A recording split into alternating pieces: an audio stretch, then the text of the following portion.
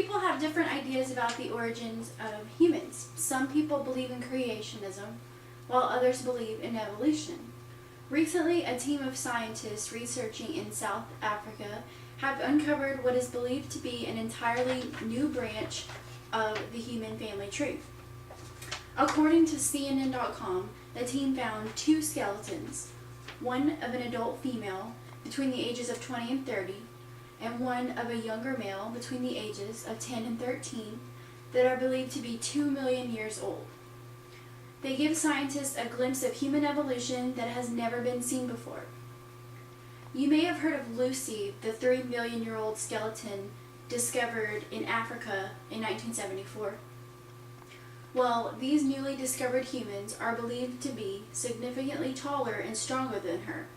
The new human is called Australopithecus sediba, which means southern ape, and natural spring in Sotho, which was a local South African language where the researchers were doing their work. So, right here on the evolution chain, you can see where the new species would fit in. It's in between the Homo habilis and an actual ape.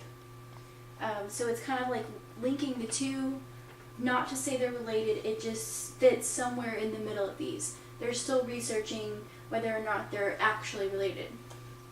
So, how did the skeletons get there?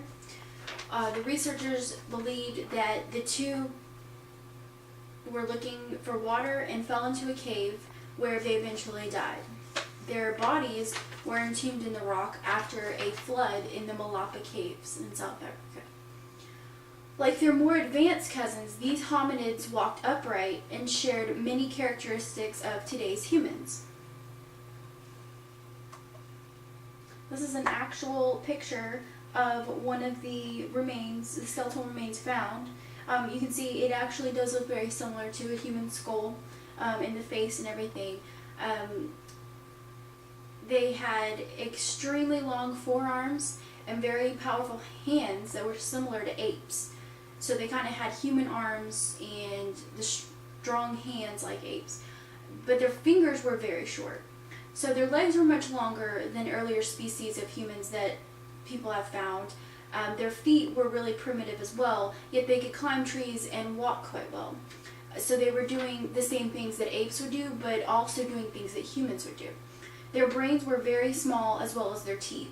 Their teeth were interesting because they're much like modern man's. As you can see here, they do look about the same size.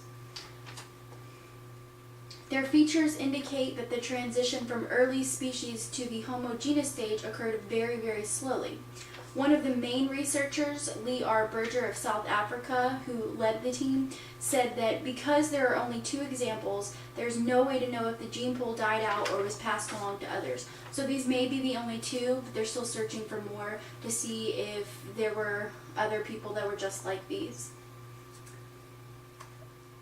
And here is the site in Africa where they actually found the remains. This is the team, this is Dr. Berger, and they use dogs to actually help them hunt. These are dogs from Africa. This is the site of the cave right here. He is actually going in to search for more of the bodies. And this is a picture of Lee R. Berger, who was the one that found the actual skeletons, and he's holding the skeleton right here. In conclusion, the researchers have found what some might call a missing link in the human evolution chain. This is not to say that in any way that humans came from apes. It's just showing a new era of humans that was never known before. So basically, they just found new species and we're letting the world know what they have found.